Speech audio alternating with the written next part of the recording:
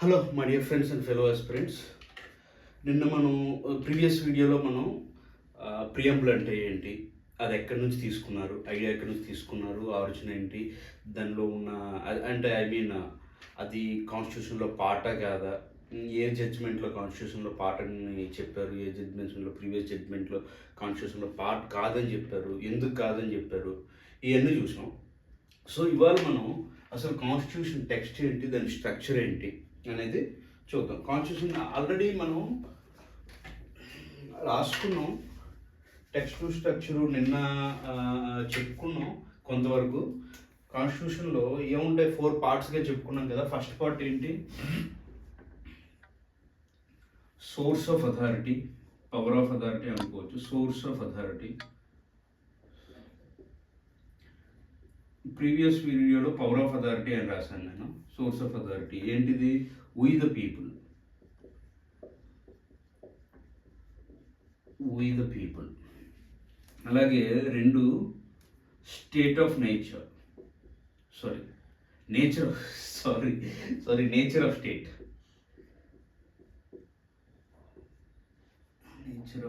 State of nature అంటే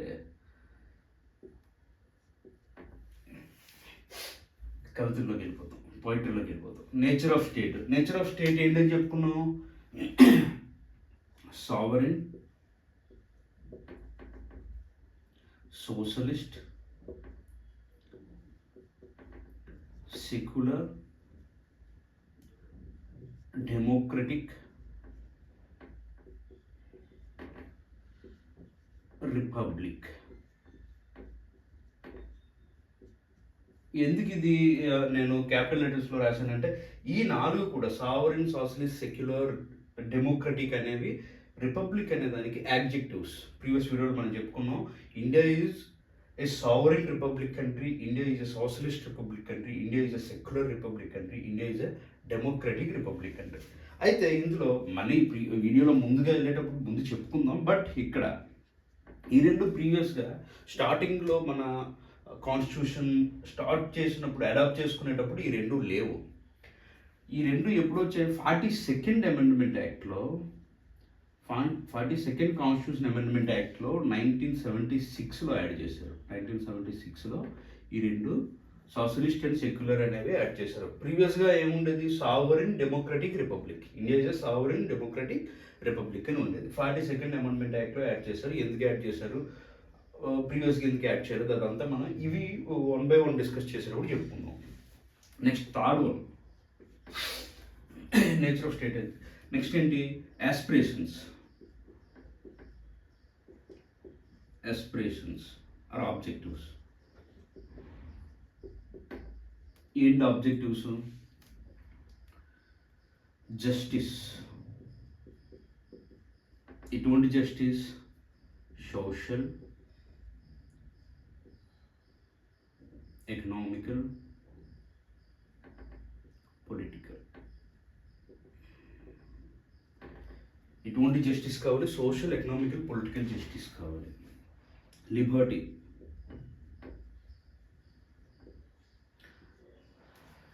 Liberty of faith, expression,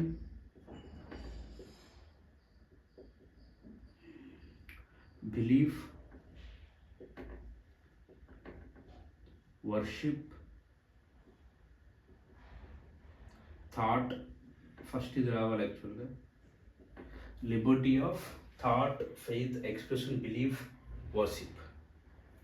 అలాగే equality,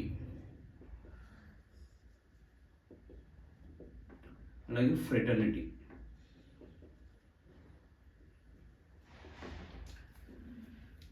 ఇవి ఆబ్జెక్టివ్స్. యాస్పిరేషన్స్ అంటే ఏం యాస్పైర్ చేశారు, ఏం కావాలి, ఇండియా ఎలా ఉండాలి అని మన కాన్స్టిట్యూషన్ మేకర్స్ యాస్పైర్ చేశారంటే, జస్టిస్ ఉండాలి. ఎటువంటి జస్టిస్ ఉండాలి, social justice, economical justice, political justice ఉండాలి ఇండియాలో.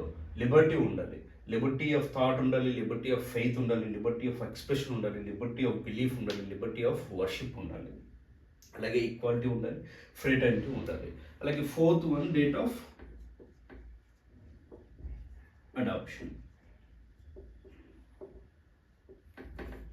26th November 1949.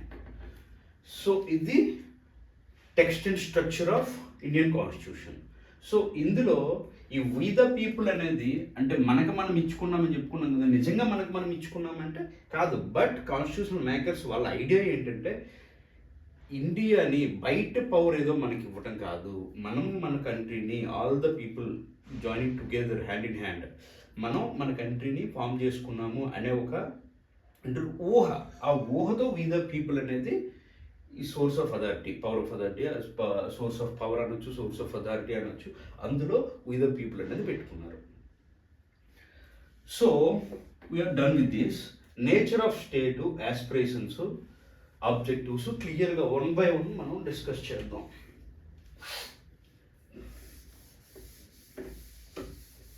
First sovereign. Nature of స్టేట్లో సావరిన్ అంటే ఏంటి? సావరిన్ అంటే తెలుగులో సార్వభౌమాధికారం. ఎన్టీఆర్ గారి డైలాగ్ గుర్తొస్తుంది కదా, సావరిన్ తెలుగులో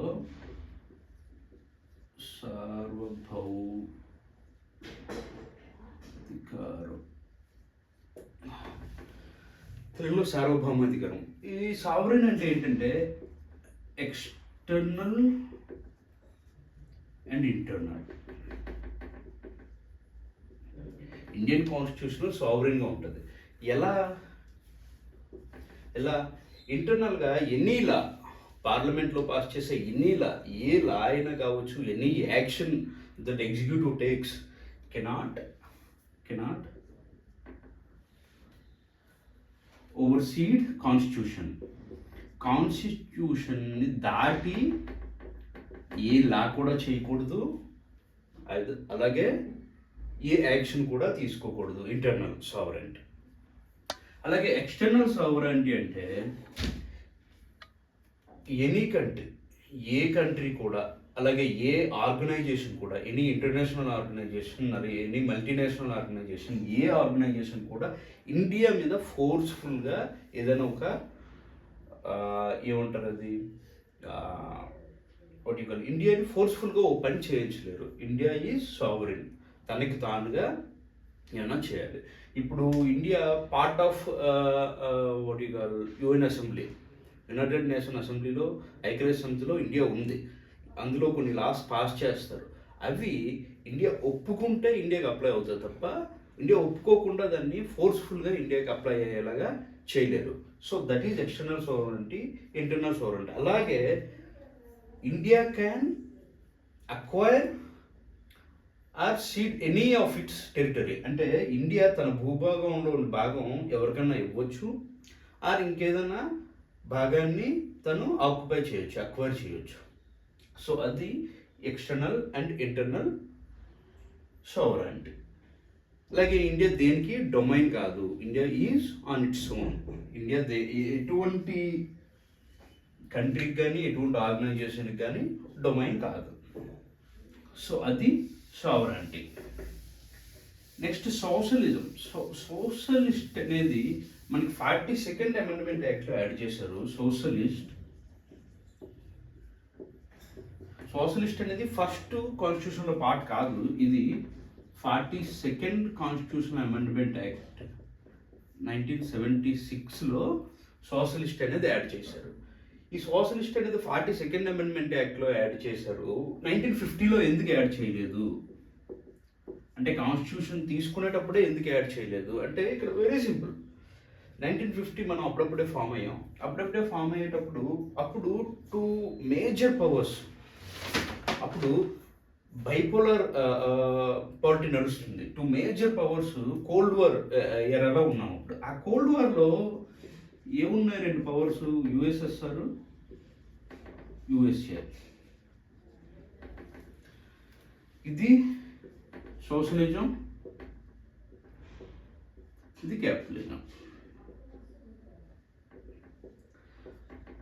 బట్ ఇండియా ఈ రెండింటి వైపు లేకుండా ఇండియా ఒక పాత్ తీసుకుంది. పాత్ ఏంటి? నాన్ అలైన్మెంట్ మూమెంట్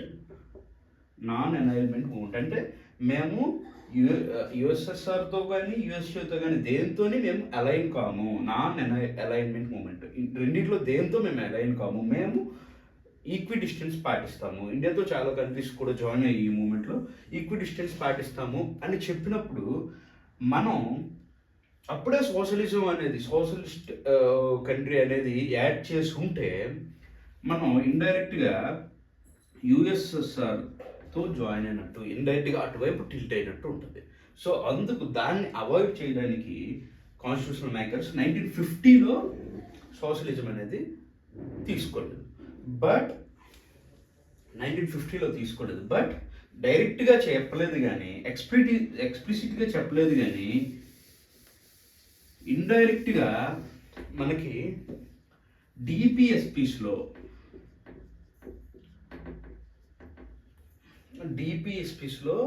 ఇండైరెక్ట్గా మనకి చెప్పారు. డిపిఎస్పిస్ ఏంటి అనేది మనకి దీని తర్వాత మనం మెజారిటీస్ చెప్పుకుందాం. మెజారిటీస్ తర్వాత మన డిస్కషన్లో ఇప్పుడు ప్రియాంబుల్ తర్వాత డిస్కషన్లో మెజారిటీస్ చేద్దాం. మెజారిటీస్ తర్వాత యూనియన్ టెరిటరీ అంత ఇంపార్టెంట్ కాదు, బట్ అదేదో ఒక రోజు పెట్టుకుందాం.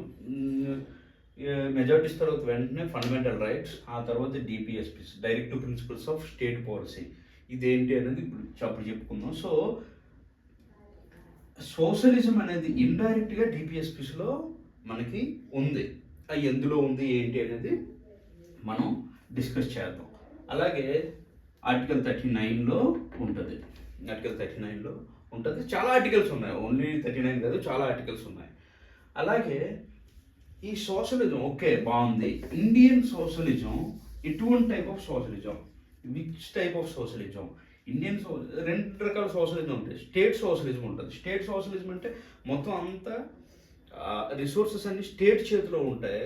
స్టేటు ఎవరికి ఏమి ఇవ్వాలనేది డిసైడ్ చేస్తూ ఉంటుంది. ఇప్పుడు ఇండియాలో కూడా స్టేట్ డిసైడ్ చేస్తుంది, బట్ ఇక్కడ ఏంటంటే అందరికీ ఈక్వల్గా డిస్ట్రిబ్యూట్ చేయాలి అనే ఒక రకం స్టేట్ సోషలిజం. బట్ ఇండియాలో పాటించేది డెమోక్రటిక్ సోషలిజం. ఇండియాలో పాటించేది వెరీ ఇంపార్టెంట్, ఈ పదం చాలా ఇంపార్టెంట్, డెమోక్రటిక్ సోషలిజం. ఈ డెమోక్రటిక్ సోషలిజం అంటే ఏంటంటే ఇండియా మిక్స్డ్ ఎకానమీ పాటిస్తుంది. పబ్లిక్ కాదు, ప్రైవేట్ కాదు, కంప్లీట్గా గవర్నమెంట్ చేతిలో ఉండదు, కంప్లీట్ ప్రైవేట్ పరం కాదు. సో మిక్స్డ్ ఎకానమీని ఫాలో అవుతుంది. ఇది డెమోక్రటిక్ సోషలిజం. ఈ సోషలిజం అనేది కాన్స్టిట్యూషన్లో పార్టా కాదా? కాన్స్టిట్యూషన్లో పార్టే, బట్ ఇది బేసిక్ స్ట్రక్చర్లో పార్టా కాదా అనేసి అంటే అప్పుడు DS నకారా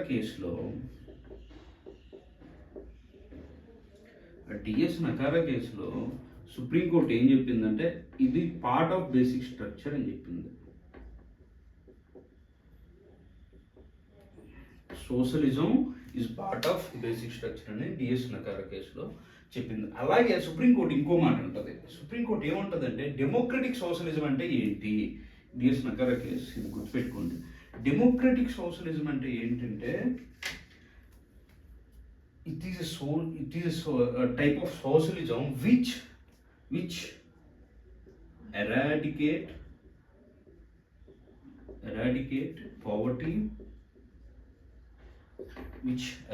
poverty, hunger, ignorance, and inequality in opportunity.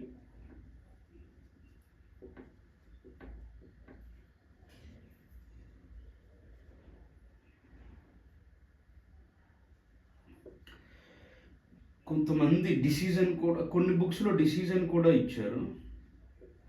పర్టికులర్గా మనం ఫాలో అయ్యే లక్ష్మీకాంత్లో డిసిజన్ కూడా ఇచ్చారు. సో ఇది సుప్రీంకోర్టు ఏమంటుంది అంటే డెమోక్రటిక్ సోషలిజం అంటే the poverty which tries to eradicate పావర్టీని ఎరాడికేట్ చేయాలి, హంగర్ని ఎరాడికేట్ చేయాలి, ఇగ్నోరెన్స్ని ఎరాడికేట్ చేయాలి, అలాగే ఇన్ఈక్వాలిటీ ఇన్ ఆపర్చునిటీ అవకాశాల్లో అసమాన్యతని ఎరాడికేట్ చేయాలి. అది డెమోక్రటిక్ సోషలిజం. సో ఇవన్నీ మళ్ళీ మనం డిస్కస్ చేస్తాం, అందుకు ఒక్కొక్కటి సింపుల్గా చెప్తున్నా. మళ్ళీ మనం రాబోయే వీడియోలో ప్రతిదీ చాలా ఎలాబరేటివ్గా డిస్కస్ చేస్తాం. సో ఇది సోషలిస్ట్ అనే దానికి అర్థం. నెక్స్ట్ వచ్చి సెక్యులర్. ఇది కూడా 42nd అమెండ్మెంట్ యాక్ట్లోనే వచ్చింది. 42nd కాన్స్టిట్యూషన్ అమెండ్మెంట్ యాక్ట్ 1976లోనే తీసుకొచ్చారు. ప్రీవియస్గా ఎందుకు కాన్స్టిట్యూషన్లో పెట్టలేదంటే మనకి బయటికి చెప్పలేదు, ఎక్స్ప్లిసిట్గా చెప్పలేదు. బట్ ఆర్టికల్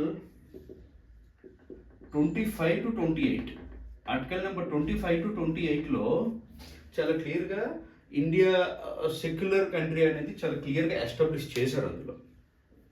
బట్ ఇక్కడ కూడా సోషలిజం ఎలాగైతే డిఫరెంటో, ఇండియన్ సెక్యులరిజం కూడా చాలా డిఫరెంట్. సెక్యులరిజం 2 టైప్స్ ఉంటుంది. Western secularism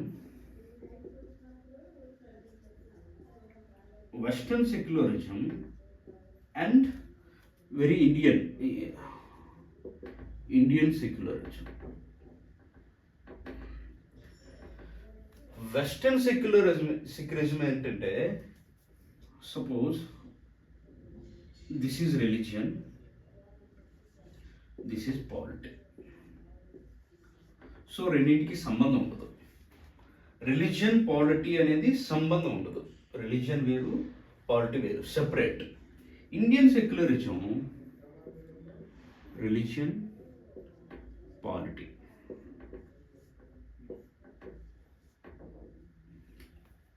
Indian secularism polity respects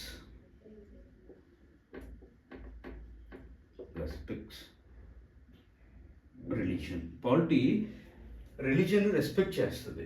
ఇక్కడ రిలీజియన్ ఎగ్జిస్టెన్స్ని కూడా వీళ్ళు, నువ్వు ఏ రిలీజియన్ తీసుకో, మాకు సంబంధం లేదు, అందులో ఏమవుతున్నా మాకు సంబంధం లేదని ఉంటుంది. బట్ ఇండియా రిలీజియన్ని రెస్పెక్ట్ చేస్తుంది. ఏంటి రెస్పెక్ట్ చేయమని అంటే, ప్రతి రిలీజియన్ని ఈక్విడిస్టెంట్గా చూస్తుంది. అంటే India what ice religious country కాదు, అలాగే రిలీజియస్ కాదని కూడా కాదు. ఎలా చెప్పాలి, ఇండియా ఒక రిలీజియన్ తీసుకోలేదు. ఇప్పుడు సపోజ్ పాకిస్తాన్ ఉంది, మనతో పాటే ఫామ్ అయిన కంట్రీ పాకిస్తాన్ ఉంది. అది ఇస్లామిక్ రిపబ్లిక్ అంటారు. సో యాజ్ ఎ కంట్రీ అది ఇస్లాంని అడాప్ట్ చేసుకుంది. యాజ్ ఎ కంట్రీ వాళ్ళ యొక్క రిలీజియన్ ఇస్లాం అని చెప్పి వాళ్ళు చాలా క్లియర్గా చెప్తారు. బట్ కమింగ్ టు ఇండియా ఏంటంటే, ఇండియాలో నువ్వు ఏ రిలీజియన్ పాటించుకున్నా మాకు అభ్యంతరం లేదు, బట్ అదర్ రిలీజియన్స్కి నువ్వు అఫెక్ట్ చేయకూడదు. సో నీ రిలీజియన్ విషయంలో మేము ఎంతవరకు ఉంటామంటే, నువ్వు పక్కోడిని అఫెక్ట్ చేయనంత వరకు. ఇంటర్నల్ మ్యాటర్స్లో కూడా కొన్ని విషయాల్లో ఇండియా తలదూరుస్తుంది. ఇంటర్నల్ మ్యాటర్స్లో ఎప్పుడైతే ఫండమెంటల్ రైట్స్కి, ఎప్పుడైతే నీ రిలీజియన్ లాస్ కానీ ఏమైనా ఎప్పుడైనా ఫండమెంటల్ రైట్స్తో కాన్ఫ్లిక్ట్లోకి వస్తే అప్పుడు మనకి ఇండియన్ పాలిటీ అందులో ఇంటర్ఫియర్ అవుతుంది. అంటే అర్థం ఏంటంటే, ఇండియా కంప్లీట్గా రిలీజియన్కి దూరంగా లేదు, అలాగే కంప్లీట్గా రిలీజియన్ని యాక్సెప్ట్ కూడా చేయదు. అంటే స్టేట్ ఒక రిలీజియన్ని, ఏదో ఒక రిలీజియన్ని యాక్సెప్ట్ చేయదు. సో ఆర్టికల్ 25 to 28లో మనకు అది చాలా క్లియర్గా ఎక్స్ప్లెయిన్ చేస్తారు. అది ఆర్టికల్స్, మనం ఫండమెంటల్ రైట్స్ మాట్లాడుకున్నప్పుడు ఆర్టికల్ 25 to 28 రిలీజియస్ రైట్స్ ఏంటేంటి అనేది, ఇందులో సెక్యులరిజం ఎలా ఉంది అనేది అప్పుడు మనం మాట్లాడుకుందాం. అది Indian secularism very much. Indian secularism ఏంటంటే equidistance from every religion, ప్రతి రిలీజియన్ నుంచి ఈక్వల్ దూరంలో ఉంటుంది. నెక్స్ట్ సెక్యులర్ అయిపోయింది. నెక్స్ట్ ఏంటి, డెమోక్రటిక్.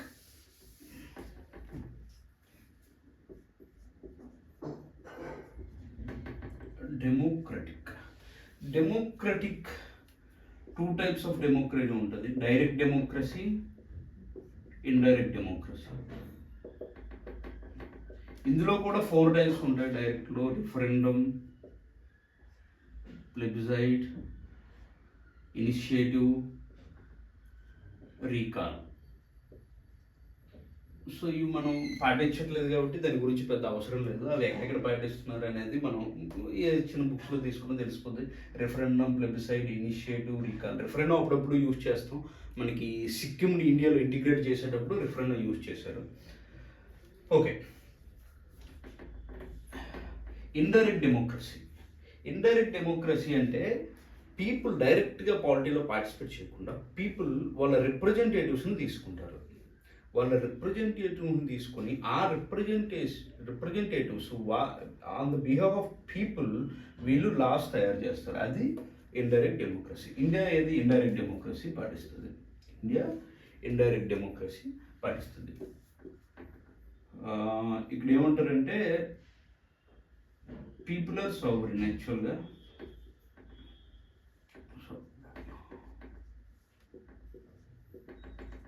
అంటే డెమోక్రసీలో ఇంకో పవర్ వచ్చి మనల్ని ఇప్పుడు సపోజ్ ఎలక్షన్స్ జరుగుతాయి, ఫ్రీ అండ్ ఫెయిర్ ఎలక్షన్స్ జరుగుతున్నాయా అంటే అది మన బాధ్యత కూడా జరిపేలా చేయటం, free and fair elections. So elected governments ఉంటాయి తప్ప డిక్టేటర్షిప్ ఉండదు. Something like north Korea, China అలాగా డిక్టేటర్షిప్ ఉండకుండా ఎలక్టెడ్ గవర్నమెంట్స్ ఉంటుంది. పీపుల్ ఎలక్ట్ చేసుకుంటారు ఎవరు వీళ్ళ రిప్రజెంటేటివ్స్గా ఉండాలి, ఎవరు పవర్లో ఉండాలని పీపుల్ ఎలక్ట్ చేసుకుంటారు. అందరికీ తెలిసిందే డెమోక్రసీ, ఇంత కొంచెం పెద్ద ఎలాబరేట్ చేయాల్సిన అవసరం లేదు. బట్ ఫర్దర్ మన పాలిటీ వీడియోస్లో చాలా మాట్లాడుకుంటాం డెమోక్రసీ గురించి. సో ఇది డెమోక్రటిక్. రిపబ్లిక్ అంటే గణతంత్ర, తెలుగులో గణతంత్ర. రిపబ్లిక్ అంటే హెడ్ ఆఫ్ ది స్టేట్. ప్రతి స్టేట్కి హెడ్ ఉంటారు. హెడ్ ఆఫ్ ది స్టేట్, ఈ హెడ్ ఆఫ్ ది స్టేట్ ఎలా నియమించుకుంటారు? How we appoint head of the state? Elected అయితే republic. Head of the state elected అయితే రిపబ్లిక్. అదే ఎలక్టెడ్ కాకపోతే, అంటే ఇప్పుడు యూకే ఉంది, యూకేలో head of the state elected కాదు. యూకేలో head of the state elected కాదు, వాళ్ళ హెరిడిటరీ. అది వాళ్ళ కింగ్, క్వీన్ వాళ్ళే హెడ్ ఆఫ్ ది స్టేట్గా ఉంటారు. బట్ వెరస్ ఇన్ ఇండియా మనం హెడ్ ఆఫ్ ది స్టేట్ని ఎలక్ట్ చేసుకుంటాం. So India is republic. ఇక్కడ ఒక చిన్న డిఫరెన్స్ ఉంటుంది, ఇది మనం చాలా క్లియర్గా గమనించాల్సింది. UK democratic country. UK democratic country, yes. Republic no. UK రిపబ్లికా? No, but democratic country. ఎందుకంటే ఇక్కడ head of the state hereditary కాబట్టి యూకే రిపబ్లిక్ కాదు, but democratic. India is democratic as well as republic. India democratic as well as republic. యూకేలో elections జరుగుతాయి, free and fair elections జరుగుతాయి కాబట్టి democratic. ఇండియాలో free and fair elections జరుగుతాయి కాబట్టి democratic. ఇండియాలో head of the state elected కాబట్టి republic. యూకేలో head of the state hereditary కాబట్టి ఇది రిపబ్లిక్ కాదు. ఇది democratic monarchy UK. India democratic republic. And ఈ ఎలక్షన్స్ కూడా ఓన్లీ ఒక క్లాస్కే, ఈ ఒక సెట్ ఆఫ్ పీపుల్కే ఇంపార్టెన్స్ ఇచ్చేలా కాకుండా ఎవ్రీ సిటిజన్ అంటే తను క్వాలిఫై అవుతుంది. దానికి కొన్ని క్వాలిఫికేషన్స్, ఏజ్ కానీ లోక్సభలో ఎంపీ అవ్వడానికి సరిపోయే ఏజ్ ఉండాలి. ఇవి ఉంటే every citizen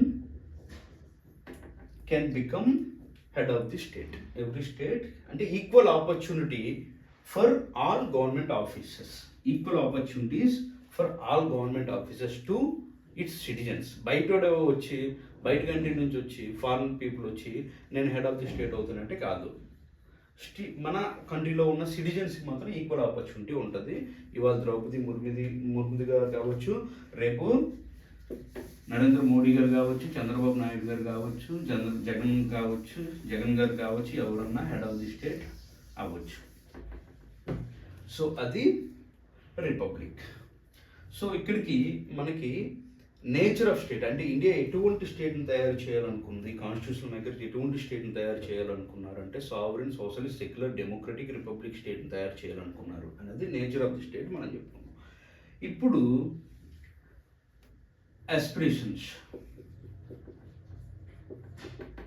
aspirations are objectives. And the first one ఏంటి justice. ఎటువంటి జస్టిస్,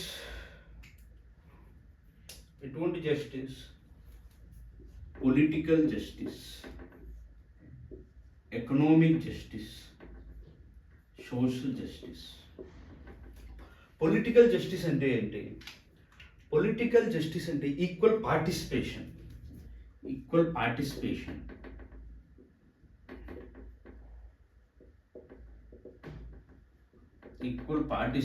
ఇన్ పొలిటికల్ అఫైర్స్, అది పొలిటికల్ జస్టిస్. ఎకనామిక్ జస్టిస్ అంటే ఇవన్నీ మనం చాలా క్లియర్గా మళ్ళీ ఎలాబరేటివ్గా ఫర్దర్ పాలిటీ క్లాసెస్లో మనం డిస్కస్ చేస్తాం. అందుకు చాలా వెరీ ఇంపార్టెంట్ ఇవి మాత్రమే ఇక్కడ చెప్తున్నా. పొలిటికల్ జస్టిస్ అంటే equal participation in polity. Economic justice అంటే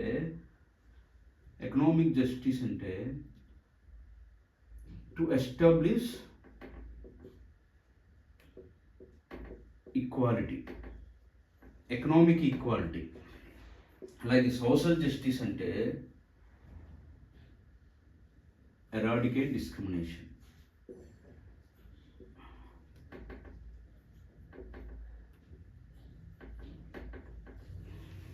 సోషల్ జస్టిస్ అంటే ఎరాడికేట్ డిస్క్రిమినేషన్. అలాగే ఎకనామిక్ జస్టిస్ అంటే establish equality, economic equality. Political justice అంటే equal participation in political affairs. ఈ జస్టిస్ అనేది ఎక్కడ నుంచి తీసుకున్నారు? రష్యన్ రెవల్యూషన్ నుంచి తీసుకున్నారు.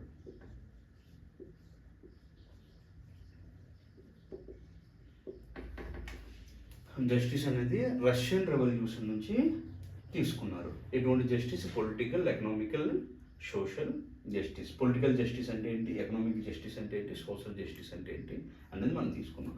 ఈ జస్టిస్ అనేది core idea, very core idea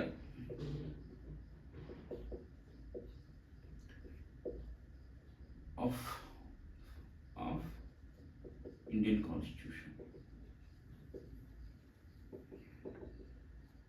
Indian constitution దేనికి వచ్చిందంటే పీపుల్కి, ప్రజలకి పొలిటికల్, ఎకనామికల్, సోషల్ జస్టిస్ ఇవ్వాలనేది very core idea of Indian constitution. So ఇది జస్టిస్. నెక్స్ట్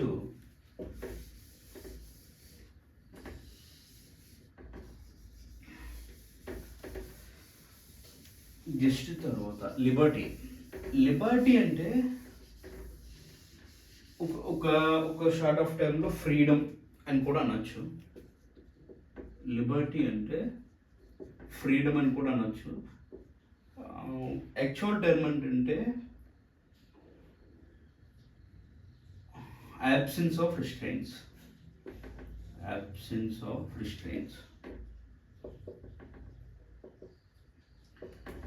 అంటే మన ఏమంటారు, మన యొక్క వ్యక్తిగత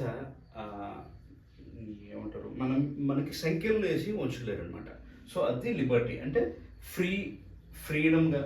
ఫ్రీగా స్వేచ్ఛగా ఉండేదాన్ని లిబర్టీ అంటారు.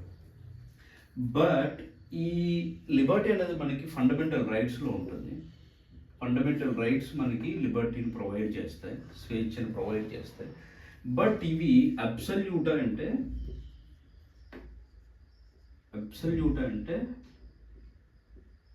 కాదు, కొన్ని రీజనబుల్ రిస్ట్రిక్షన్స్ ఉంటాయి.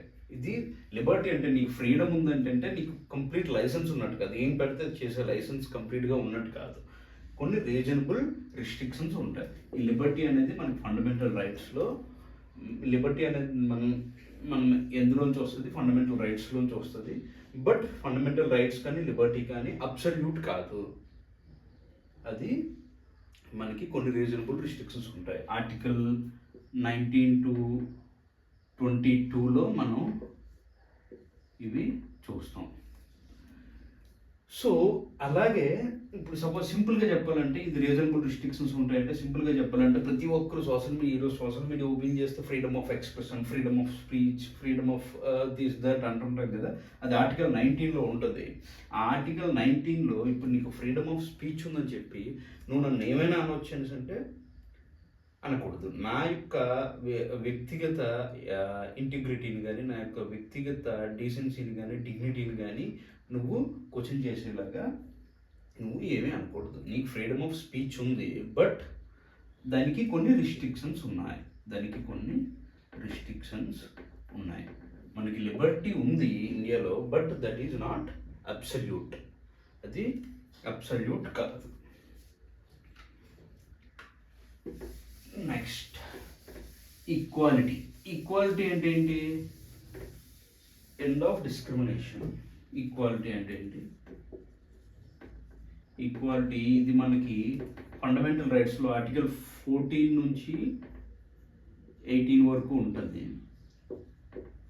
ఆర్టికల్ 14 to 18లో మనం ఈక్వాలిటీ గురించి చెప్పుకుంటాం. ఈక్వాలిటీ అంటే ఏంటి? absence of discrimination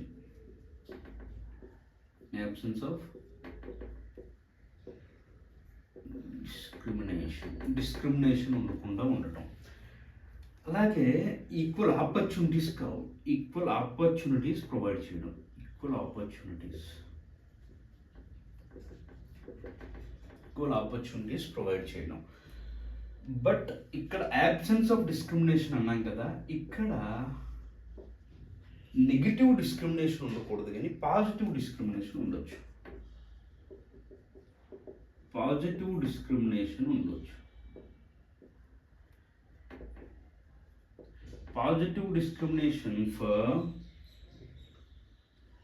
for children, women, socially and economically backward sections.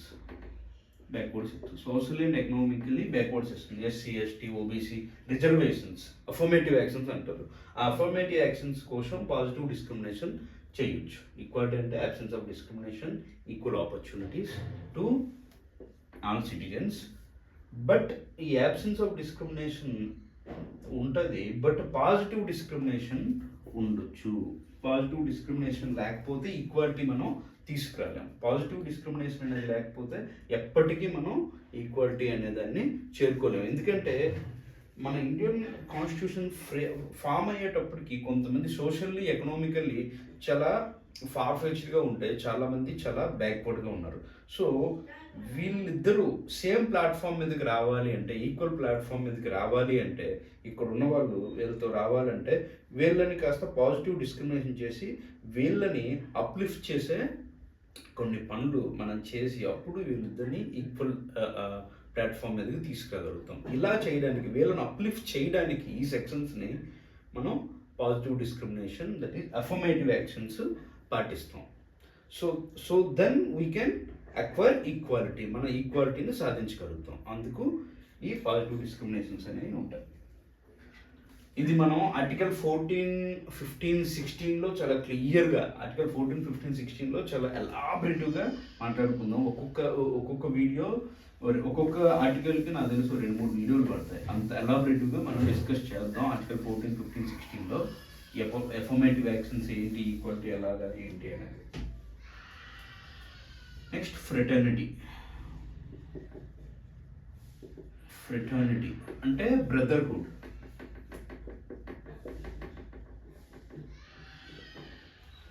అంటే ఫ్రెటర్నిటీ, బ్రదర్హుడ్ అంటే ఇండివిజువల్గా ఇప్పుడు నీకు ఒక ఏమంటారు,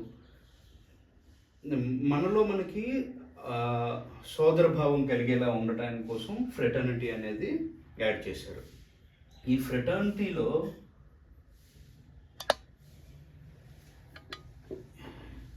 unity and integrity,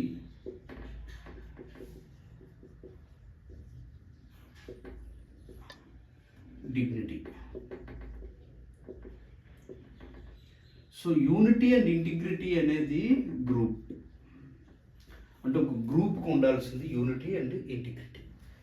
dignity of individual అనేది ఒక పర్సన్కి వ్యక్తిగతంగా ఉండాల్సింది. ఈ డిగ్నిటీ ఆఫ్ ఇండివిజువాలిటీ నుంచి చాలా వచ్చాయి.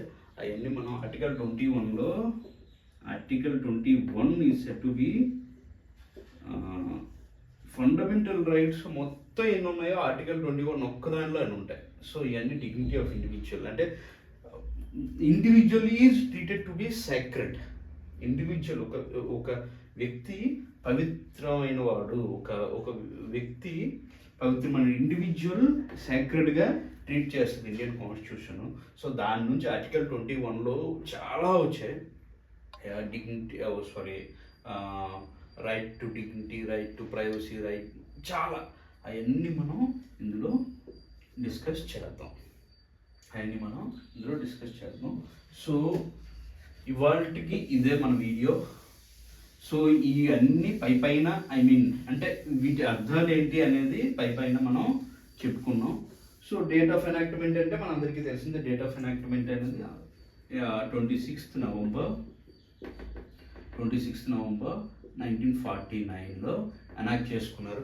బట్ ఇక్కడ చిన్న విషయం చెప్పాలి, కాన్స్టిట్యూషన్ ఎగ్జిస్టెన్స్లోకి వచ్చింది అంటే ఈ డేట్లో అడాప్ట్ చేసుకున్నారు, కానీ ఎనాక్ట్మెంట్ ఏ డేట్లోంచి అయింది? 26th January 1950. అంటే మనం రిపబ్లిక్ డే సెలబ్రేట్ చేసుకుంటాం కదా, 25th January republic day celebrate చేసుకుంటాం కదా, 25th January. 1949లో November 26th constitution ready అయిపోతే 26 January వరకు ఎందుకు వెయిట్ చేశారు అనేది నెక్స్ట్ వీడియోలో చెప్తాను నేను. చాలా ఇంట్రెస్టింగ్ ఉంటుంది అది. ఎందుకు 26 Januaryలో చేసుకున్నారు, 26th Novemberకి రెడీ అయిపోతే 2 months ఎందుకు వెయిట్ చేశారు అనేది చాలా ఇంపార్టెంట్, చాలా ఇంట్రెస్టింగ్ ఉంటుంది. రిపబ్లిక్ ఎందుకు అప్పుడు సెలబ్రేట్ చేసుకుంటున్నాం మనము అని. అన్ని ఆర్టికల్స్ మన కాన్స్టిట్యూషన్లో ఉన్న అన్ని ఆర్టికల్స్ 26th నుంచి ఫోర్స్లోకి వచ్చాయి. బట్ ఆర్టికల్స్ ఫ్రమ్ 5 to 11 ఈ 5 to 11 ఇవి ఏంటంటే సిటిజన్షిప్ని తీసుకో. ఆర్టికల్స్ రిగార్డింగ్ సిటిజన్షిప్, ఈ సిటిజన్షిప్ ఆర్టికల్స్ మాత్రం from the very day of adaptation of constitution ఈ 26th November నుంచే ఇవి ఫోర్స్లోకి వచ్చాయి. ఆర్టికల్ 5 to ఆర్టికల్ 11 అనేవి 26th November నుంచే ఫోర్స్లోకి వచ్చాయి. అవి ఎందుకు వచ్చాయి అనేది సిటిజన్షిప్ డిస్కస్ చేసేటప్పుడు మనం డిస్కస్ చేద్దాం, ఆర్టికల్ 5 to 11 అనేవి. అలాగే నెక్స్ట్ వీడియోలో నేను ఈ విషయం చెప్తాను. November 26th 1949లో మన కాన్స్టిట్యూషన్ రెడీ అయిపోతే January 26, 1950 వరకు మనం ఆగి అప్పుడు ఎందుకు మనం దాన్ని అడాప్ట్ చేసుకున్నాం అనేది నేను నెక్స్ట్ వీడియోలో చెప్తాను. So this is all for now. Content నచ్చితే లైక్ చేయండి, షేర్ చేయండి, సబ్స్క్రైబ్ చేయడం మీ ఇష్టం, నచ్చితే చేయండి లేకపోతే లేదు. Okay, this is Pavan Kumar and signing of.